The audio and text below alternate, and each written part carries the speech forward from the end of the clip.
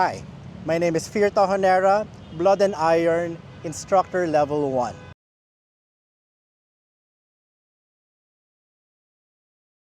If you ask me what type of Filipino martial arts I'd like to learn, I want it to be with lineage because I don't really want to waste a lot of time learning something that was not proven in the past. Because maybe you're a really good instructor, but if I don't see any credentials like lineage, at least where you learn it from, Yeah. I don't, I'm not comfortable learning it because I wanted to, as much as possible, I want the system that I'm gonna be learning to have been used in the past. But just like the Campo, because we're not getting any younger.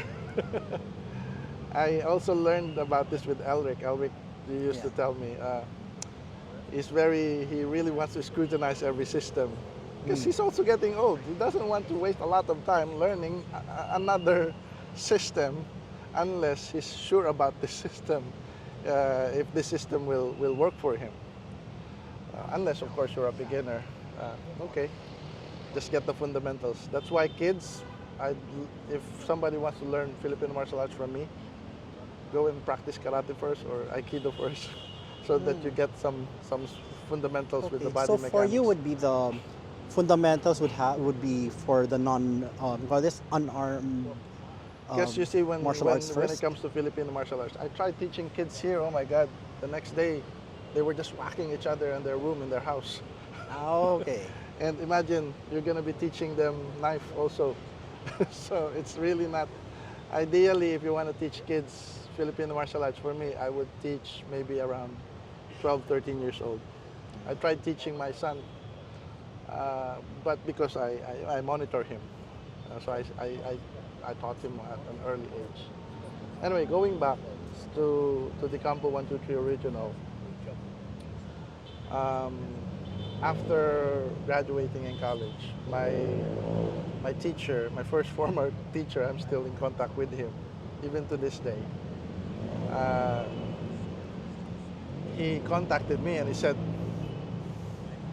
join us. There's this old man who can strike 8 times in less than 1 second. I said, what? Really? I'm not really interested, even if it's so, even if the story was really amazing, because I just graduated. I feel like I just want to, sit down and take a rest. But eventually I went to the place, and when I saw the old man, oh my God, this guy is the real deal. Turned out Who was that old Manong guy? Eric was a direct student of Jose Caballero. Okay. And the first time that you see him, you will already know that this guy is the guy. Yeah, he's legit. Yes. So did you get to spar with him or? You see, look, when it comes to sparring, even Jose Caballero did not spar. Okay. Why? Because they lack the necessary equipment. If Okay. if you spar with Jose Caballero, be careful. Oh yeah, I'm sure I could get hurt. So in terms of sparring, the way we see it is sparring is something that can really help you. Yes. But if you're really, really good at what you're doing, even the drills that you're doing can actually simulate an actual sparring. Like, for example, we have a drill where I'm going to attack you. You see, you're far away. I'm going to attack you, and then you just react. Okay. So when I attack you, you just react to whatever you learn from me. Okay. And then after that, I'm going to make it a little bit faster. So if your reaction is It's too slow. too slow, I'm you going need to get more hit. practice. Okay. We're not no contact. And the advanced drill is like this. I already hit you. Okay.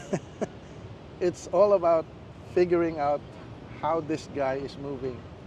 I don't necessarily need to do this just to hit you, because like, look, for example, like this. It's already there. So you see, this kind of drill looks maybe weird for some, But if you really understand the concept, you realize that what you're really learning is reaction time. Imagine if you're singing the karaoke and you're not In in tune, or in tempo, or yes, in tempo, right? Timing is Yeah. very important. So those are the drills. So for me, sparring is not the ultimate uh, tool Yeah. or drill or way to learn a martial art, but it is very important. When Yes. you spar, you really learn how to figure out your space against your opponent. Okay. And it's not just that. You also learn how to see if you can deceive him. I see. Because deception is always the name of the game. Not just in the Campo, not just in Illustrisimo, not just in any other art. Almost every art has a form of deception. If you're not using that as a fighter, you need to go back to your basics. Because I don't know if you notice, a lot of, especially beginners, when they fight, they're always going for the kill, going for the kill. When they see an opportunity, pa, pa. A really smart fighter is like this. Yeah. They're looking for it. They're waiting for the reaction. Yes. Yeah. You need to elicit a response so that they get distracted. And if they make that mistake, bam, that's it. Okay. I- How about your system? When you get a student, so what would you first teach? What weapons do you normally teach? Just to give an idea on if for people who want to learn from the Campo or from Maestro Paolo. Hold on. Yeah. Maybe I need to get to finish my story. Oh, yes, first. yes, please. Maybe just 2 minutes. So, after learning from Manong Eric, I also learned from the family itself. I eventually learned from the family. So I went to Cebu, back and forth, Wow. Okay. just to learn it. You know, a lot of people, especially those people outside the Philippines, they think that, oh, you're from the Philippines, you can just learn it from the Filipinos. No, it's not cheap. I also travel because I am dedicated. I really wanted to learn. So I learned from the family, and eventually I was able to learn from at least 2 or 3 family members. The 2 of them were the son of Jose Caballero. And it's really weird because the thing that was taught to me by Manong Eric was different from the original. So it's the same but different. So it's not the original curriculum. So the original curriculum was really taught in the family system. They were able, in the end, they decided to just give it out. And so I helped promote the system. And now we have a growing members who are supporting the Campo 123 original. Now it's international. International. So, Wow. so we have okay. now we have several instructors now. So where are you guys located? This you know it's we're located anywhere. We don't have like some sort of an area. Okay. But But for you, you're here in Pasig. yeah, I'm here in Pasig. And how about, and where do you also teach? Only in Pasig or I in can other teach places? anywhere, but most of the time I teach online. Online. Because there's a lot of okay. people who are really interested, people outside the Philippines. You already know this. Yes. Most foreigners are more interested than Filipinos, Yeah. except Mark, who is semi-foreigner. Actually, it's understandable. Like, my background is in historical European martial arts. Okay, I'm not European. I may look it, but Yeah. yeah. And it's an art that I enjoy doing. So, I'm not European, but I still learned it. So, same thing, I'm sure, with for other foreigners to come and want to learn, Filipino martial you see, arts. this is 1925. Yes. We're going to have a summit, the 100-year summit in Tagaytay Wow, this okay. August. So we're just we're just planning it. It was already planned a few months ago, but supposedly we were gonna meet in Bantayan Island, but now we decided to just do it here in Tagaytay, I see. which is more convenient for people who's traveling. So from the airport, go there directly. Okay.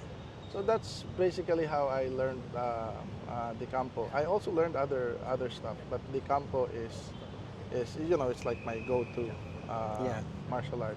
Right now, I'm learning Illustrissimo from Mang Yuli.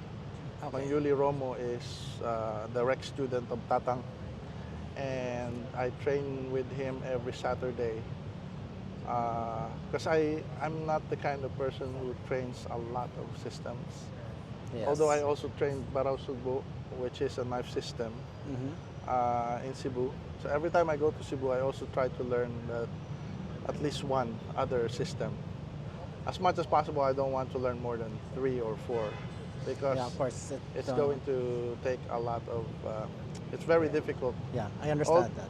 Although I always tell everybody, if you feel like you want to learn, uh, your FOMO, fear of missing out.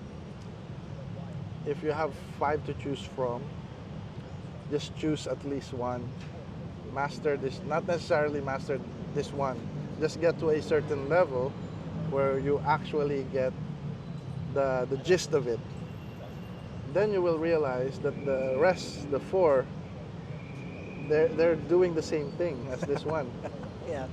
But if you train all 5, you're just gonna get Yeah. confused. Yeah. So it's too much information. Too much information, Yeah. just one. And then sooner or later you realize that at the next level, or at least intermediate or advanced level, you realize all of the others are doing the same thing.